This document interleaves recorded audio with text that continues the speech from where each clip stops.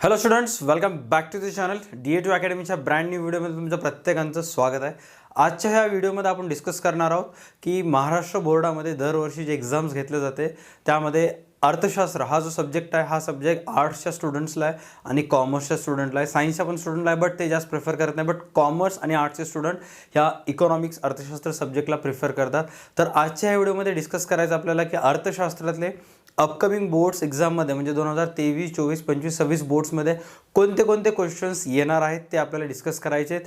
त्यानंतर कोणत्या कोणत्या क्वेश्चनला तुम्हाला प्रायमरी व्हॅल्यू द्यायचं आहे, कोणत्या क्वेश्चनला तुम्हाला सेकंडरी व्हॅल्यू द्यायचं आहे आणि कोणते कोणते पॉईंट्स प्रत्येक चॅप्टरमधले असे आहेत की जे एक वेळेस तुम्हाला वाचायचं जेणेकरून तुमचे ऑब्जेक्टिव्स स्ट्रॉंग होतील. त्याचबरोबर ह्या व्हिडिओमध्ये मी तुम्हाला हे सुद्धा सांगणार आहे की माइंड मॅप्स कसे तयार करायचे आणि प्रत्येक चॅप्टरचे रेडीमेड माइंड मॅप्स मी तुम्हाला देणार आहे. जर तुम्ही कॉमर्सचे स्टुडंट असाल तर DA2 अकॅडमीच्या यूट्यूब चॅनलवर BCom first year, second year, third इयरपर्यंत आणि 11वी 12वीचे सगळे अकाउंट्सचे व्हिडिओज अवेलेबल आहेत, तुम्ही चेक करू शकता. त्याचबरोबर लास्ट व्हिडिओ मी तयार केलेला आहे की OCMचे महत्त्वाचे प्रश्न कोणते कोणते आहेत, SP चे महत्त्वाचे प्रश्न कोणते कोणते आहेत, त्या दोन्हीचेही पेपर कसे सॉल्व करायचे काय नाही, त्या सर्व व्हिडिओची लिंक डिस्क्रिप्शनमध्ये तुम्ही एक वेळेस चेक करू शकता. तर आजच्या व्हिडिओमध्ये मी तुम्हाला सांगणार आहे की प्रत्येक चॅप्टर किती किती मार्काला आहे आणि प्रत्येक चॅप्टरचे इम्पॉर्टंट क्वेश्चन्स कोणते कोणते आहेत ते आपल्याला डिस्कस करायचं आहे.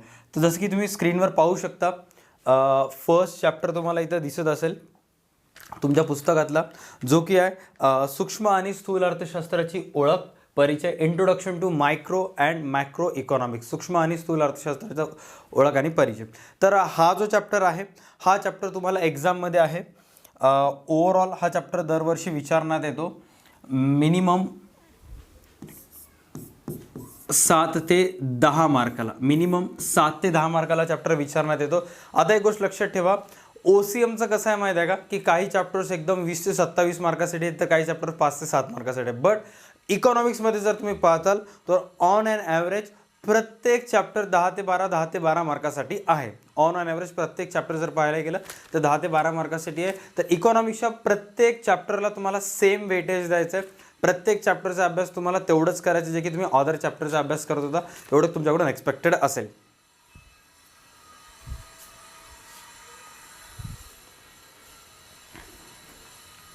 तर आता ह्या चॅप्टरमधून 2 प्रश्न तुम्हाला मी प्रायमरी सांगेन जे की तुम्हाला कंपल्सरी पाठ करायचं आहे.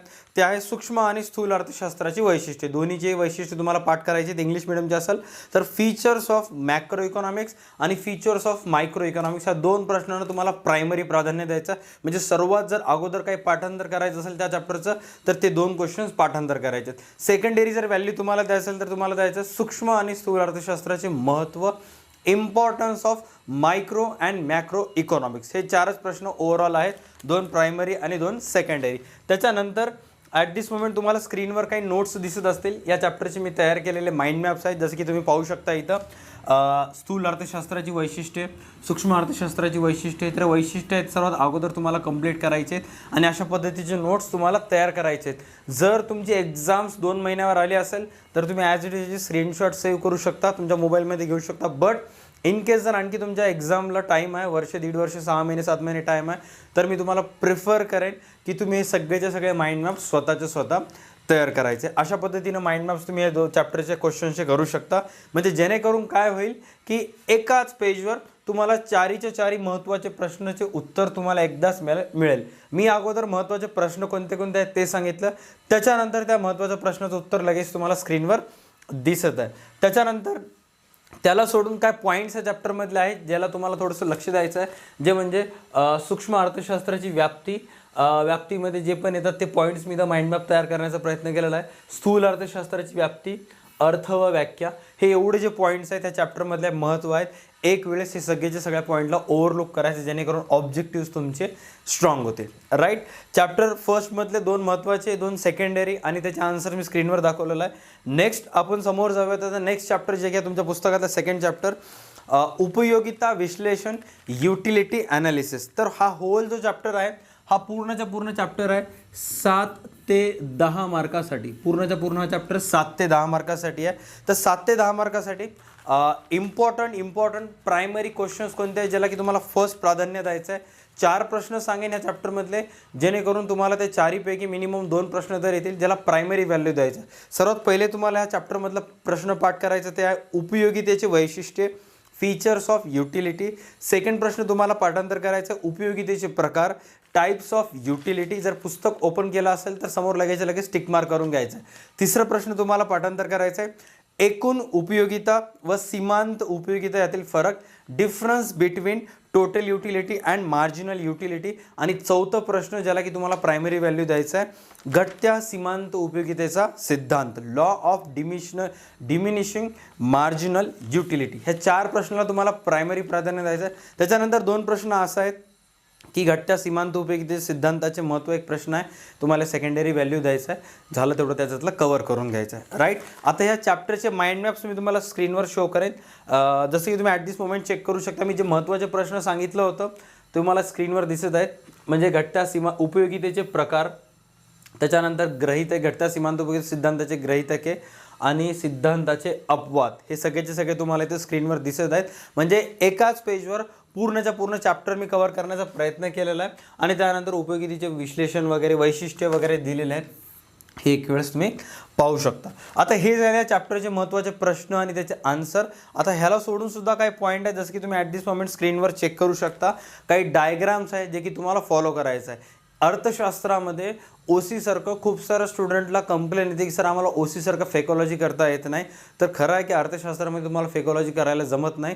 तुम्हाला प्रत्येक शब्दाचा अर्थ जाणून घ्यावा लागते. त्यातल्या त्यात सूक्ष्म अर्थशास्त्रामध्ये तुम्हाला फेकॉलॉजी करता येत नाही, तुम्हाला व्यवस्थित वाचून घ्यावं लागेल. त्यामुळे मेक शुअर करा हे जे पॉईंट्स इथे दिलेले आहेत तुम्ही हे व्यवस्थित एक वेळेस वाचून घेताल. या चॅप्टरमध्ये एक आकृती जी महत्त्वाची आहे ती की एकूण उपयोगिता व सीमांत उपयोगितातील फरक दर्शवणारी आकृती आहे, ज्यामध्ये या अक्ष वगैरे काढलेला आहे. एकूण उपयोगिता, सीमांत उपयोगिता, त्यानंतर कमाल व समाधानाचा बिंदू, याचं तुम्हाला तुमच्या व्हिडिओजमध्ये पण मी सांगितलेलं आहे आणि पुस्तकामध्ये पण सांगितलेलं आहे. तर हे वेळेस आकृती व्यवस्थित पाठांतर करून घ्यायचं आहे. आकृती पाठांतर करणे म्हणजे काय की प्रश्न वाचणे, आकृती मनानं काढणे आणि कोष्टकाच्या साहाय्याने स्पष्टीकरण आणि आकृतीचे स्पष्टीकरण मनाने लिहिता यायले का ते एका वहीवर लिहून काढणे आणि मग लिहिणं झाल्यानंतर कम्पेअर करणे की तुम्ही लिहिलेलं विश्लेषण आणि पुस्तकात लिहिलेलं विश्लेषणमध्ये काय काय मिस्टेक्स आहेत आणि काय काय घोळ आहेत आणि मग जे जे शब्द तुम्ही ॲड केला नाही ते पुस्तकीतून ड्रॅग अँड ड्रॉप करायचं तुम्हाला वहीमध्ये. त्याच्यानंतर नेक्स्ट आहे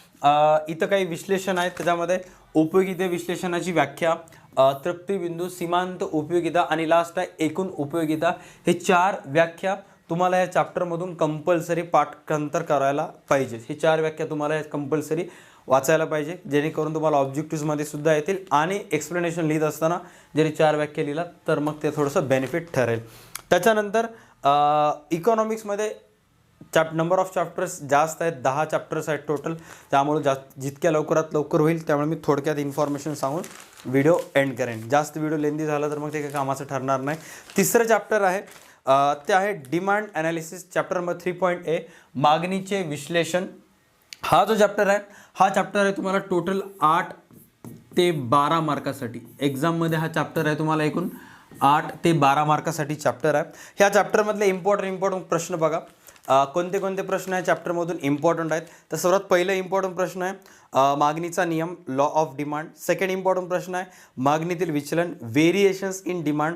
तिसरा आहे मागणीतील बदल, चेंजेस इन डिमांड. चौथा आहे मागणीच्या नियमाचे अपवाद, exceptions to the law of demand. हे 4 प्रश्न महत्त्वाचे आहेत ज्याला तुम्हाला प्रायमरी व्हॅल्यू द्यायचं आहे. सेकंडरी व्हॅल्यू आहे जे की मागणी वक्र, डावीकडून उजवीकडून वरून खाली येण्याचे कारणे लिहा.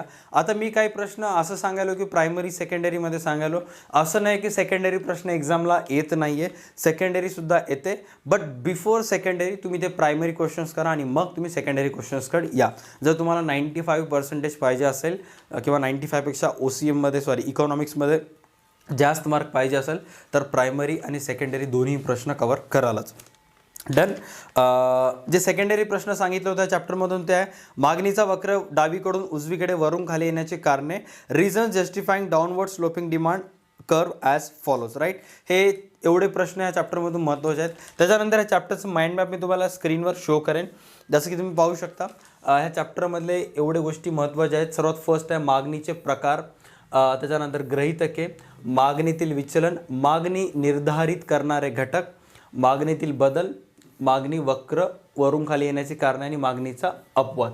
म्हणजे एकाच पेजवर सगळेचे सगळे क्वेश्चन्स कव्हर करण्याचा प्रयत्न केलेला आहे मी आणि इथं तुम्हाला चॅप्टरचं फॉर्म्युला दिलेला आहे. तुम्ही स्क्रीनशॉटसुद्धा काढून घेऊ शकता. और जर तुमची एक्झाम जवळ आलेली असेल, थोड्या काही दिवसात जर तुमची एक्झाम असेल तर तुम्ही स्क्रीनशॉट घेऊ शकता. किंवा दुसरं ऑप्शन आहे, तुम्ही DA2 अकॅडमीचा ॲप प्लेस्टोरवरून डाउनलोड करू शकता. आपल्या क्लासेसचं एक ॲप आहे ज्याची लिंक डिस्क्रिप्शनमध्ये दिलेला आहे. स्टडी मटेरियल ॲप डाउनलोड केल्यानंतर स्टडी मटेरियलचं सेक्शन चेक करायचं आहे.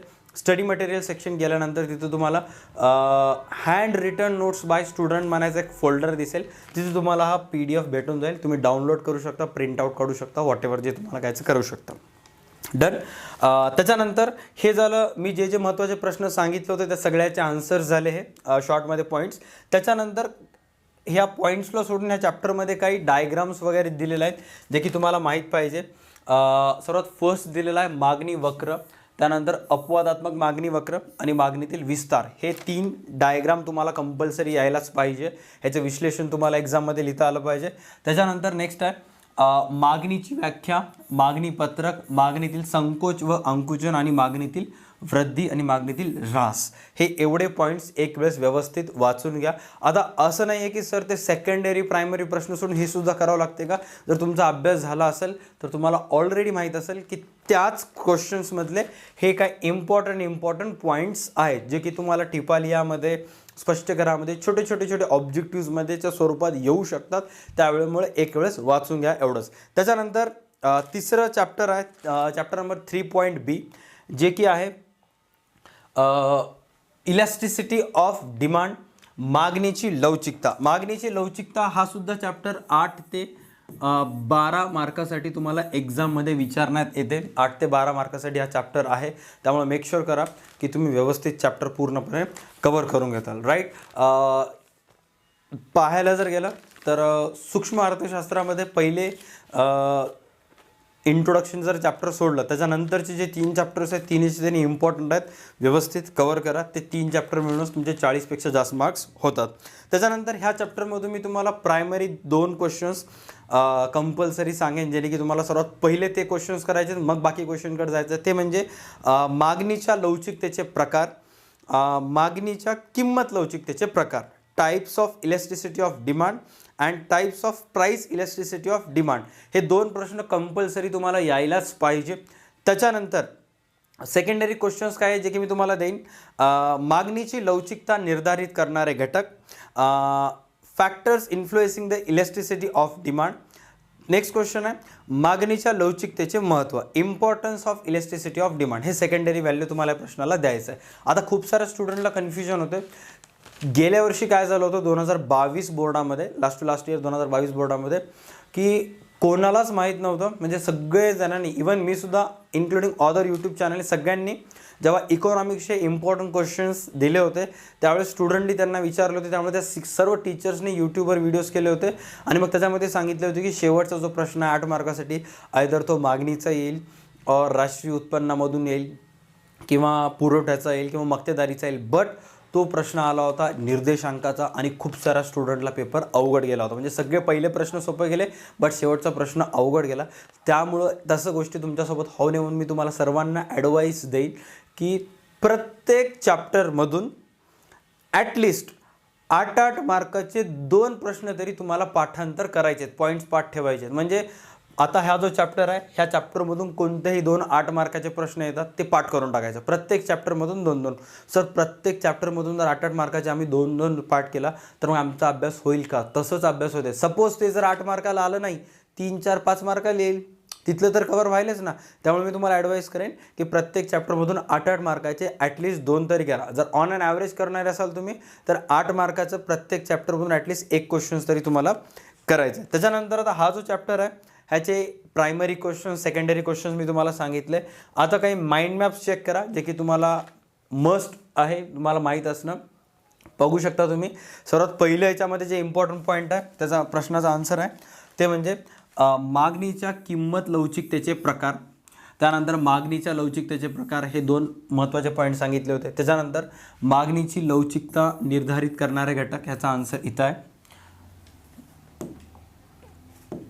आन्सर याचं इथं आहे. त्याच्यानंतर मागणीच्या लवचिकतेचे महत्त्व आणि मागणीतील किंमत लवचिकता मोजण्याच्या पद्धती. राईट, हे सगळे जे इम्पॉर्टंट क्वेश्चन सांगितलेले आहेत त्याचे आन्सर्स तुम्हाला स्क्रीनवर दिसत असतील, तर मेक शुअर करा तुम्ही व्यवस्थित समजून घेताल. त्याच्यानंतर हे सोडून काही आकृत्या ह्या चॅप्टर्समध्ये आहेत, काही फॉर्म्युलेज आहेत जे की तुम्हाला लक्षात ठेवायचे आहेत, काही व्याख्या लक्षात ठेवायचे आहेत. ते म्हणजे मागणीच्या उत्पन्न लवचिकतेचे सूत्र, छेदक लवचिकतेचे सूत्र आणि किंमत लवचिकतेचे सूत्र आणि एकूण खर्च पद्धती. हे सगळेचे सगळे फॉर्म्युलाज तुम्हाला व्यवस्थित लक्षात ठेवायचे आहेत. एक्झाममध्ये लिहित असताना जर फॉर्म्युले लिहिला तर थोडंसं वेगळे इम्प्रेशन पडते. डन. त्याच्यानंतर नेक्स्ट चॅप्टर आहे चॅप्टर नंबर 4, पुरवठा विश्लेषण, सप्लाय ॲनालिसिस. राईट, ह्याच्यामधून 2 क्वेश्चन मी तुम्हाला इम्पॉर्टंट सांगेन जेणेकरून प्रायमरी व्हॅल्यू तुम्हाला द्यायचं आहे. ते म्हणजे पुरवठ्याचा नियम, लॉ ऑफ सप्लाय, आणि सेकंड क्वेश्चन आहे कॉस्ट कन्सेप्ट, खर्चाची संकल्पना. त्याच्यानंतर सेकंडरी व्हॅल्यू तुम्हाला द्यायचं आहे पुरवठा निर्धारित करणारे घटक, डिटर्मिनंट्स ऑफ सप्लाय. हे प्रश्न तुम्हाला व्यवस्थित पाठांतर करून घ्यायचे. टोटल ओव्हरऑल हा चॅप्टर आहे तो आहे 7 ते 10 मार्कासाठी. ओव्हरऑल हा जो चॅप्टर आहे तो आहे 7 ते 10 मार्कासाठी व्यवस्थित तुम्हाला कव्हर करून घ्यायचं. आता या चॅप्टरचे काही माइंड मॅप्स चेक करा स्क्रीनवर. अशा पद्धतीने तुम्हाला नोट्स काढायचे, चेक करू शकता. पुरवठा निर्धारित करणारे घटक तुम्हाला इथे दिसत असतील. त्याच्यानंतर गृहीतके. डन. आणि हे पुरवठ्याच्या नियमाचे अपवाद दिसत असतील. तर जे जे इम्पॉर्टंट प्रश्न आहेत हे सगळेचे सगळे मी याच्यामध्ये ॲड केलेलं आहे. मेक शुअर करा की मी व्यवस्थित कव्हर करतात. आता हे सगळे माइंड मॅप सोडून काही पॉईंट्स आहेत जसे की तुम्ही चेक करू शकता, स्क्रीनवर तुम्हाला दिसत असेल. पुरवठ्याचा विस्तार, पुरवठ्याचा संकोच. राईट. त्याच्यानंतर बाजार पुरवठा वक्र आणि वैयक्तिक पुरवठा वक्र. सगळ्याच्या सगळ्या गोष्टी तुम्हाला स्क्रीनवर दिसत आहेत. त्याच्यानंतर काही फॉर्म्युलेज आहेत जे तुम्हाला व्यवस्थित कव्हर करून घ्यायचे आहेत आणि तुम्ही कव्हर करताल तेवढं ट्रस्ट आहे तुमच्यावर. राईट, हे एवढे फॉर्म्युलेज तुम्हाला एक वेळेस वाचून घ्यायचं. आता मी सारखं म्हणत असतो कव्हर करा कव्हर करा. कव्हर करायचा अर्थ काय की एक वेळेस वाचून घ्यायचं आहे, त्याचा अर्थ काय आणि ते कोणतं प्रश्न आल्यानंतर कुठं लिहायचं हे माहीत पाहिजे. खूप साऱ्या मुलांना हेच कळत नाही, ते पाठांतर करत असताना पाठ करतात, बट जे पाठ करायला ॲक्च्युअलमध्ये ते कुठं लिहायचं आहे, कधी लिहायचं आहे, कसं लिहायचं आहे त्यांना कळतच नाही. हे जेव्हा कळते त्यावेळेस तुम्ही थेरीमध्ये टॉपवर जाता. नेक्स्ट चॅप्टर आहे जे की आहे चॅप्टर नंबर 5 आणि अतिशय इम्पॉर्टंट चॅप्टर आहे फॉर्म्स ऑफ मार्केट, बाजाराचे प्रकार. राईट, टोटल हा सुद्धा चॅप्टर आहे 7 ते 10 मार्काला. मी तुम्हाला ऑलरेडी सांगितलं OCM इकॉनॉमिक्समध्ये मॅक्सिमम जेवढेही चॅप्टर्स आहेत ते 7 ते 12 मार्कासाठी जातात. ऑन ॲन ॲव्हरेज 10 ते 12 मार्कासाठी चॅप्टर आहेत. आता ह्या चॅप्टरमध्ये 2 इम्पॉर्टंट क्वेश्चन सांगेन ज्याला तुम्हाला प्रायमरी व्हॅल्यू द्यायची आहे. ते म्हणजे मक्तेदारीचे वैशिष्ट्ये, फीचर्स ऑफ मोनोपॉली, आणि तिसरा आहे पूर्ण स्पर्धेत किंमत निश्चिती. पूर्ण स्पर्धेत किंमत निश्चिती हे 2 प्रश्न महत्त्वाचे आहेत ज्याला तुम्हाला प्रायमरी व्हॅल्यू द्यायचं आहे. आणि मी असे प्रश्न ह्या व्हिडिओमध्ये सांगायलो जे प्रश्न कव्हर केल्यामुळे तुमचे ऑब्जेक्टिव्स पण कव्हर होतात. रिकाम्या जागा भरा, जे छोटे छोटे फिलिंग द ब्लँक्स असतील किंवा मग दुसरे फरक स्पष्ट करा असतील, अर्थशास्त्रीय पारिभाषिक शब्द सुचवा असतील किंवा कोणते ऑब्जेक्टिव्ह असेल ते कव्हर होऊन जाईल त्याच्यामध्ये. फक्त तुम्हाला व्यवस्थित वाचन करायचं आहे. 2 प्रश्न आहेत. पहिला आहे मक्तेदारीचे वैशिष्ट्य, फीचर्स ऑफ मोनोपॉली. दुसरा प्रश्न आहे पूर्ण स्पर्धेत किंमत निश्चिती. पूर्ण स्पर्धेत किंमत निश्चिती, price determination under perfect competition. हे प्रश्न तुम्हाला पाठांतर करायचे 2. त्याच्यानंतर तिसरा प्रश्न आहे ज्याला तुम्हाला सेकंडरी व्हॅल्यू द्यायचं म्हणजे ते सुद्धा कव्हर करून घ्यायचं, बट त्याच्या अगोदर हे 2 प्रश्न. तिसरा प्रश्न आहेत मक्तेदारीचे प्रकार, टाईप्स ऑफ मोनोपॉली. हे 3 प्रश्न व्यवस्थित करून घ्यायचे आहेत. त्यानंतर या चॅप्टरमधले काही माइंड मॅप्स चेक करा, जसं की तुम्ही चेक करू शकता. मक्तेदारीचे प्रकार, त्यानंतर बाजाराचे प्रकार सांगितलेले आहेत. बाजाराच्या प्रकारमध्ये कोणते कोणते आहेत त्याचं वर्गीकरण करण्यात आलेलं आहे. पूर्ण स्पर्धा, अपूर्ण स्पर्धा, स्थळानुसार बाजारपेठ, त्यानंतर मक्तेदारी स्पर्धा. पूर्ण बेसिक आहे ते नॉलेज सांगण्यात आलं आहे. त्याच्यानंतर इथे चेक करू शकता मागणी आणि पुरवठा कोष्टक सांगण्यात आलं आहे जे की एकदम इम्पॉर्टंट आहे. आणि या बिंदूला काय म्हणतात काय नाही तुम्हाला कमेंट सेक्शनमध्ये कमेंट करायचं आहे, ह्या बिंदूला एक्झॅक्ट काय म्हणतात ते. त्याच्यानंतर हे कोणतं आहे वस्तूची मागणी व पुरवठा. डन. तर आय होप तुम्हाला इम्पॉर्टंट प्रश्न कळत असतील. त्याच्यानंतर नेक्स्ट जो चॅप्टर आहे तो आहे निर्देशांक, इंडेक्स नंबर्स, जे की मॅक्सिमम जणांना 2022च्या एक्झाम्समध्ये कोणीच एक्सपेक्ट केलं नव्हतं की ह्या चॅप्टरमधून 8 मार्काचा प्रश्न येईल. सगळेजण मागणीचं वगैरे पाठ करून गेले होते, बट ते गेल्या वर्षी आलं नाही. त्यामुळे यावर्षी चान्सेस आहेत 2023 बोर्डाला मागणी वगैरे येईल 8 मार्कासाठी, राईट. मागणीचा नियम वगैरे येऊ शकतो मे बी. नेक्स्ट आहे इंडेक्स नंबर्स. इंडेक्स नंबर्समध्ये मी 2 प्रश्न सांगेन जे की तुम्हाला सर्वात अगोदर करायचे आहेत.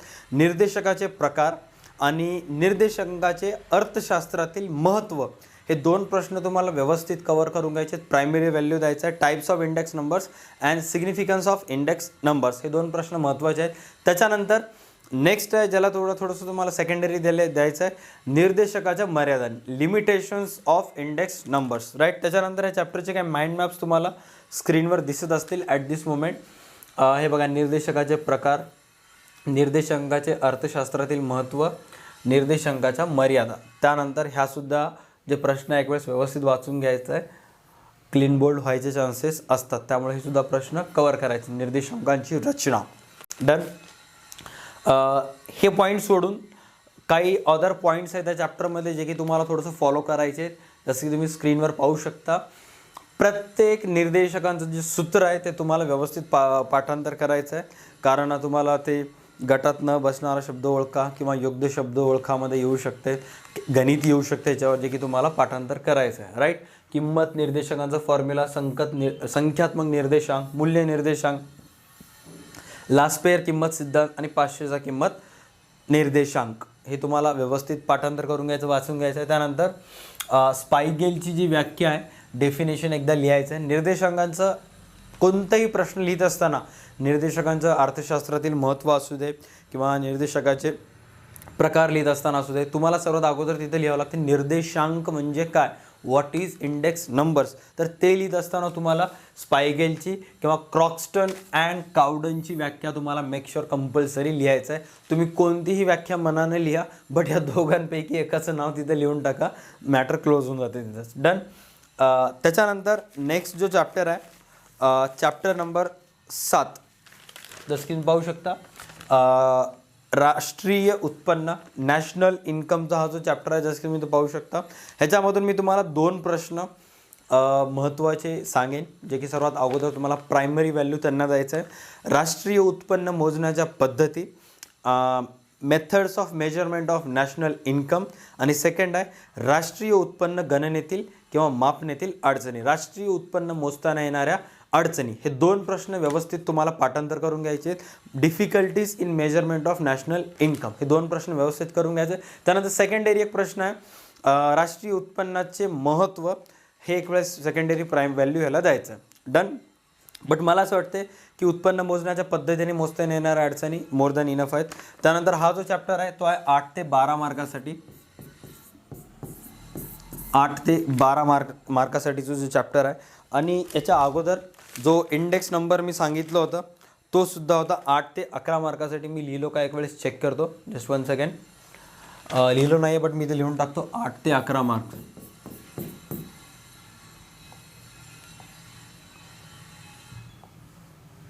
डन. आता ह्या चॅप्टरमधले 2 महत्त्वाचे प्रश्न तर सांगितलंच मी राष्ट्रीय उत्पन्नातले. त्यानंतर काही माइंड मॅप्स चेक करा जे की तुम्हाला कामाला येतील, जसं की तुम्ही ॲट दिस मोमेंट स्क्रीनवर चेक करू शकता. सो हे बघा, राष्ट्रीय उत्पन्न गणनेतील अडचणी, व्यावहारिक अडचणी आणि तात्विक अडचणी, दोन्हीच्या दोन्ही तुम्हाला लिहावं लागेल. 8 मार्कासाठी येण्याचे चान्सेस जास्त आहेत ह्या चॅप्टरमधून.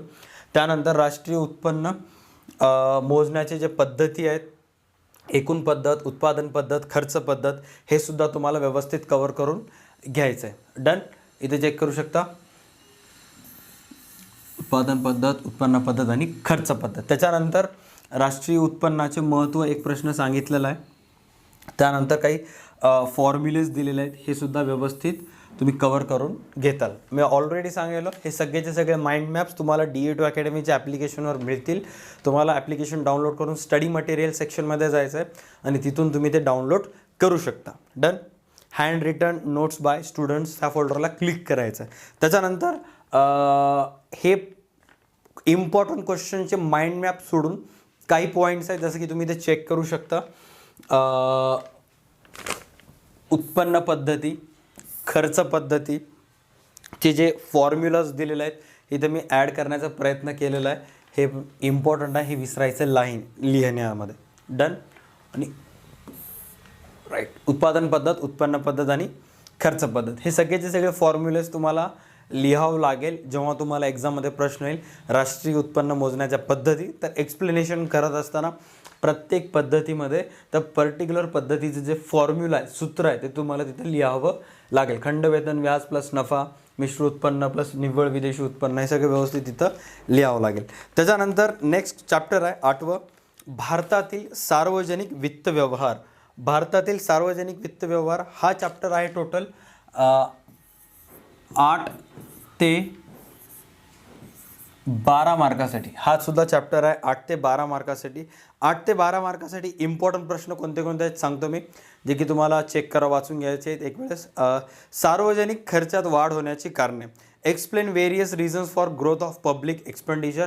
ह्या चॅप्टरमधलं सर्वात इम्पॉर्टंट प्रश्न आहे. त्याच्यानंतर तुम्हाला सेकंडरी व्हॅल्यू द्यायचे आहेत. सार्वजनिक खर्चाचे वर्गीकरण, क्लासिफिकेशन ऑफ पब्लिक एक्सपेंडिचर.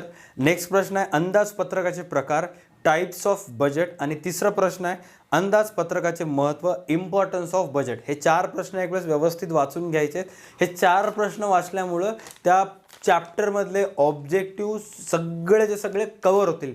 मी असे प्रश्न सांगितलं त्याच्यामुळं चुकीबरोबर अर्थशास्त्रिक परिभाषिक शब्दसुद्धा जेवढेही ऑब्जेक्टिव्ह आहेत ते सगळेचे सगळे व्यवस्थित कवर होतील. त्याच्यानंतर काही माइंड मॅप्स चेक करा ह्या चॅप्टरमधले, जे की तुमच्याजवळ असायला पाहिजे ॲज अ नोट्समध्ये. जसं की तुम्ही चेक करू शकता शासनाच्या सार्वजनिक खर्चात वाढ होण्याची कारणे चेक करू शकता. लोकसंख्येत वेगाने होणारी वाढ, वाढते शहरीकरण, हे असं इथं दिलेलं आहे. त्याच्यानंतर अंदाजपत्रकाचे प्रकारसुद्धा इथे तुम्हाला दिसत आहेत. समतोल अंदाजपत्रक, शिल्केचे अंदाजपत्रक आणि तुटीचे अंदाजपत्रक लक्षात असायला पाहिजे तुम्हाला.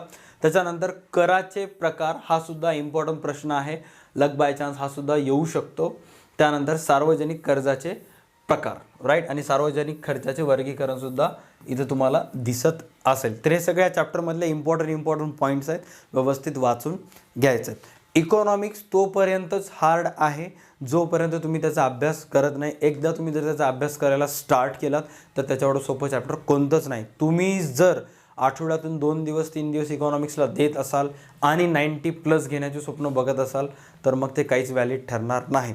तुमच्यापैकी मॅक्सिमम जणांना माहीत आहे कितीही पेपर अवघड आला तरी तुम्हाला अकाउंट्समध्ये 100 आउट ऑफ 60-70पेक्षा जास्त मार्क पडतात. का पडतात, कुठून आलं एवढं कॉन्फिडन्स? कारण तुम्हाला माहीत आहे की तुम्ही जेवढं टाईम अकाउंट्सला दिलं तेवढं टाईम आत्तापर्यंत कोणत्याच सब्जेक्टला दिला नाही. तुमच्यापैकी मॅक्सिमम जण अकाउंट्सच्या ट्युशनसाठी व्यवस्थित रेग्युलर ऑफलाईन कोचिंग सेंटरात जातात, प्लस यूट्यूबवर व्हिडिओज बघतात. एवढं जर टाईम तुम्ही अकाउंटला दिलात त्यामुळे त्याचं कॉन्फिडन्स तिथं आलेला आहे. तेवढंच जर टाईम तुम्ही इकॉनॉमिक्सला दिलात तर तिथूनसुद्धा कॉन्फिडन्स रेज होते. डन. त्याच्यानंतर इम्पॉर्टंट माइंड मॅप्सच्या नंतर काही पॉईंट्स आहेत ह्या चॅप्टरमधले जे की तुम्हाला लक्षात ठेवायचे आहेत. काही डेफिनेशन्स आहेत, जसं की इथं सांगितलेले आहेत. सार्वजनिक वित्त व्यवहारांची व्याख्या, हे पहिली व्याख्या तुम्हाला व्यवस्थित लक्षात ठेवायचं आहे. त्यानंतर प्रमाणशील कर, प्रगतशील कर आणि प्रतिगामी कर आणि करांची तत्त्वे, हे फक्त तुम्हाला माहीत आहे का मधले आहेत, एक वेळेस वाचून घ्यायचं आणि सोडून टाकायचं. ह्याचं काही जास्त एक्झाममध्ये येत नाही. त्यानंतर इकडं हे सुद्धा एक वेळेस वाचून घ्यायचं, काही तेवढं जास्त इम्पॉर्टंट नाही आहे, राईट. तर 8व्या चॅप्टरमधून एवढंच आहे, मोर दॅन इनफ आहे. त्याच्यानंतर आहे 9वं chapter, chapter number 9, money market and capital market in India. भारतातील नाणे बाजार आणि भांडवल बाजार, सर्वात इम्पॉर्टंट चॅप्टर, जे की तुम्हाला 12वीच्या नंतरच्या लाईफमध्ये ह्या चॅप्टरमधून खूप काही शिकायला भेटणार आहे. मनी मार्केट, कॅपिटल मार्केट काय, हे खूप मोठे कन्सेप्ट आहेत, राईट. तुम्ही जर स्कॅम 1992 जर वेबसिरीज बघितलं असेल तर त्यामध्ये तुम्हाला मनी मार्केट, कॅपिटल मार्केटशी रिलेटेड खूप काही सांगितलेलं आहे. ह्या चॅप्टरमधून मी तुम्हाला 4 महत्त्वाचे प्रश्न सांगेन. तर ओव्हरऑल चॅप्टर आहे 8 ते 11 मार्कासाठी, बट तुम्हाला शिकायला खूप काही 8-11 मार्कासाठी. ह्या चॅप्टरमधले काय काय क्वेश्चन्स तुम्हाला OCMमध्ये सुद्धा आहेत. 4 महत्त्वाचे प्रश्न ह्या चॅप्टरमधून सांगेन मी. पहिला आहे व्यापारी बँकेचे कार्य, फंक्शन्स ऑफ कमर्शियल बँक, भारतीय रिझर्व्ह बँकेचे कार्य, फंक्शन्स ऑफ रिझर्व्ह बँक. तिसरा आहे भारतातील नाणे बाजार. तिसरा प्रश्न आहे भारतातील नाणे बाजार, मनी मार्केट इन इंडिया. चौथा प्रश्न आहे भारतातील भांडवल बाजाराची संकल्पना, कॅपिटल मार्केट इन इंडिया. ह्या 4 प्रश्नाला सर्वात पहिला प्रिफरन्स तुम्हाला द्यायचा आणि मग हे 4 प्रश्न झाल्यानंतरच तुम्हाला बाकीच्या क्वेश्चन्सकडे जायचे आणि हे जर 4 क्वेश्चन्स तुमचे कव्हर असतील तर 2 सेकंडरी क्वेश्चन मी सांगायलो मी भारतातील नाणे बाजाराच्या समस्या, problems of the Indian money market, भारतातील नाणे बाजाराच्या समस्या, problems in Indian money market आणि भारतातील भांडवल बाजारातील समस्या. राईट. जर तुम्हाला त्या दोन्हीची संकल्पना पाठ झाली असेल तर समस्या ऑटोमॅटिक पाठ होतात, जास्त काही फरक नाही आहे. त्यानंतर या चॅप्टरचा माइंड मॅप चेक करा जेणेकरून तुम्हाला आयडिया येईल की नोट्स कसे तयार करायचे काय नाही ते. आता तुम्ही चेक करू शकता. पहिला प्रश्न सर्वात सोपं, व्यापारी बँकेचे कार्य, त्याच्यानंतर भारतीय रिझर्व्ह बँकेचे कार्य. हे दोन्ही बँकेचे कार्य वाचून घेतलं तरी समजतात आणि ह्याचं एक्सप्लेनेशन आहे तुम्ही ते मनानं लिहू शकता. असं नाही आहे की डिक्टो अर्थशास्त्राच्या शब्दातच लिहा असं काही नाही, बट थोडं मिळतं जुळत्या शब्दामध्ये तुम्ही लिहू शकता. त्याच्यानंतर भारतातील नाणे बाजाराची भूमिका आणि भारतातील नाणे बाजाराच्या समस्या एका साईडला मी दोन्ही लिहिलेलं आहेत जेणेकरून तुम्हाला पाठांतर करायला सोपं जावं. आणि त्यानंतर जे भारतातील भांडवल बाजारातील समस्या आहेत आणि भारतातील भांडवल बाजाराची संकल्पना आहे हे दोन्ही मी ॲड केलेलं आहे. डन.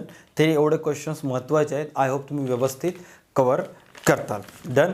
त्याच्यानंतर लास्ट जो चॅप्टर आहे OCMचा इकॉनॉमिक्सचा तो आहे ह्या चॅप्टरमधले आणखी काही इम्पॉर्टंट पॉईंट्स मी तुम्हाला सांगतो. जसं की तुम्हाला माहीत पाहिजे भारतातील भांडवल बाजारामध्ये सरकारी रोखे, औद्योगिक रोखे, वित्तीय विकास संस्था आणि वित्तीय मध्यस्थ संस्था हे जे आहेत हे तुम्हाला कंपल्सरी माहीत पाहिजे. त्याच्यानंतर व्यापारी बँकाचे काही प्रसिद्ध व्याख्या आहेत जे की तुम्हाला एक्झाममध्ये लिहिताना लिहावं लागते. बँक म्हणजे काय, बँकेचे व्यापारी बँकेचे कार्य, मध्यवर्ती बँकेचे कार्य. कोणत्याही बँकेचे कार्य लिहित असताना तुम्हाला त्याची बँक म्हणजे काय डेफिनेशन लिहावं लागते.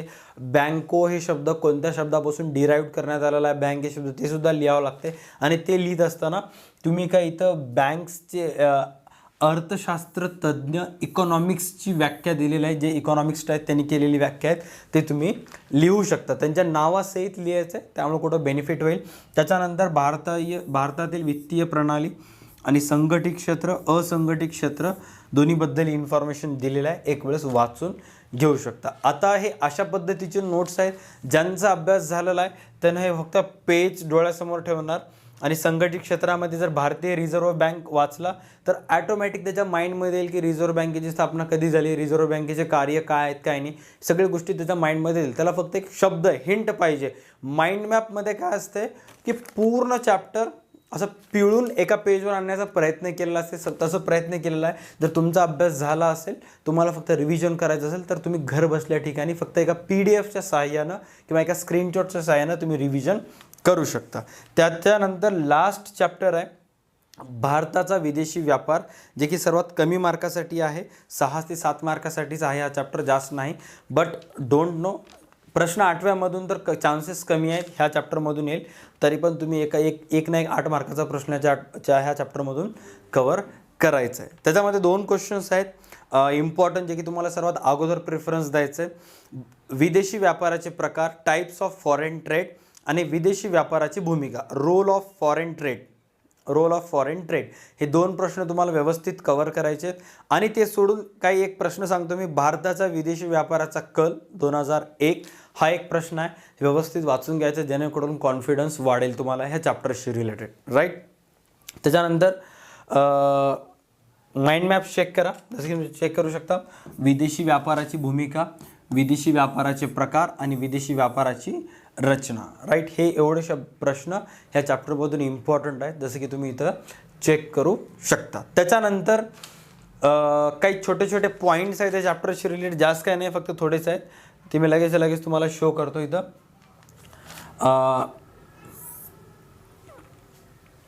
2 व्याख्या इथे देण्यात आलेल्या आहेत. हे दोन्हीच्या दोन्ही व्याख्या तुम्हाला व्यवस्थित कवर करायचे. राईट. तर आय होप अर्थशास्त्राचे सगळे जेवढेही महत्त्वाचे मी प्रश्न सांगितलेले आहे ते तुम्हाला समजले असतील. तर जेवढेही इम्पॉर्टंट क्वेश्चन मी तुम्हाला सांगितलं तेच तुम्ही टिक मार्क करून घ्यायचं, एक वेळेस व्यवस्थित वाचून घ्यायचं आहे. आता हे एवढे जर प्रश्न तुम्ही जर कवर केलात तर गॅरंटीड आहे की तुम्हाला 95पेक्षा जास्त मार्क पडतील आणि तुमच्यापैकी मॅक्सिमम जणांचे ऑलमोस्ट मी जर समजा 40 प्रश्न सांगितले तर 20 ते 25 ऑलरेडी तुमचे कवर झालेले आहेत. तुम्हाला फक्त राहिलेले 10 ते 15 कवर करायचे आहेत. आणि असे प्रश्न आहेत की जे प्रश्नामुळं तुमचे ऑब्जेक्टिव्स पण कवर होतील, थेरोटिकल पार्ट पण कवर होईल आणि सगळेचे सगळे पेपर प्रेझेंटेशन तुमचं चांगलं होईल. आता अर्थशास्त्राच्या ह्या व्हिडिओमध्ये मी तुम्हाला सांगितलेलं आहे की इम्पॉर्टंट प्रश्न कोणते कोणते आहेत. बट खूप साऱ्या स्टुडंट्स एक डाऊट असते की सर अर्थशास्त्राचा पेपर लिहायचं कसं. तर ऑलरेडी माझ्या यूट्यूब चॅनलवर मी एक व्हिडिओ अपलोड केलेला आहे, ज्या व्हिडिओचं नाव आहे how to write economics paper किंवा paper presentation of economics by DA2 अकॅडमी. कोणत्याही चॅप्टरबद्दल माहिती सर्च करत असताना तुम्हाला समोर DA2 अकॅडमी हा शब्द लावायचा, जसं की final accounts by DA2 academy, not for profit concern by DA2 academy. जेणेकरून काय होईल, आपल्या क्लासेसचे व्हिडिओ सर्वात तुम्हाला अगोदर येतील, बिनकामी व्हिडिओज तुम्हाला येणार नाही. तर आय होप मी असं एक्सपेक्ट करेन की तुम्हाला आजचा व्हिडिओ समजला असेल. नेक्स्ट कोणत्या चॅप्टरबद्दल तुम्हाला इम्पॉर्टंट प्रश्न हवे आहेत, त्या पर्टिक्युलर चॅप्टरचं नाव किंवा पर्टिक्युलर सब्जेक्टचं नाव तुम्हाला व्हिडिओच्या कमेंट सेक्शनमध्ये कमेंट करायचं आहे. आणि जे पण काही तुमचे रिक्वायरमेंट असतील ते कमेंट करायचं आहे, जेणेकरून तुम्हाला ते व्हिडिओज मी डेली बेसिसवर अपलोड करत राहीन. DA2 अकॅडमीचं एक ॲप पण आहे कॉमर्सच्या मुलांसाठी, जिथं तुम्ही 11वी 12वी BCom first year second year third इयरचे अकाउंटचे क्लासेस ऑनलाईन लो कॉस्टमध्ये जॉईन करू शकता. अँड टॅलीसारख्या कोर्सेस बी तुम्ही त्याच्यावर एक्सप्लोर करू शकता. राईट, तर आजच DA2 अकॅडमीचं ॲप डाउनलोड करायचं आहे. डिस्क्रिप्शनमध्ये लिंक दिलेली आहे. टिल नाव विदिन 1 इयर जवळपास 6000+ स्टुडंट्सनी ते ॲप डाउनलोड केलेलं आहे. आणखी खूप सारे डाउनलोड्स होणार आहेत. सो माझी अशी इच्छा आहे की तुम्ही पण एक वेळेस ते ॲप डाउनलोड कराल. सो भेटूयात नेक्स्ट व्हिडिओमध्ये. तोपर्यंत पाहत राहा DA2 अकॅडमीचं यूट्यूब चॅनल अँड DA2 अकॅडमीचं app. Tata bye, take care and stay connected. भेटूयात नेक्स्ट व्हिडिओमध्ये अँड बेस्ट ऑफ लक.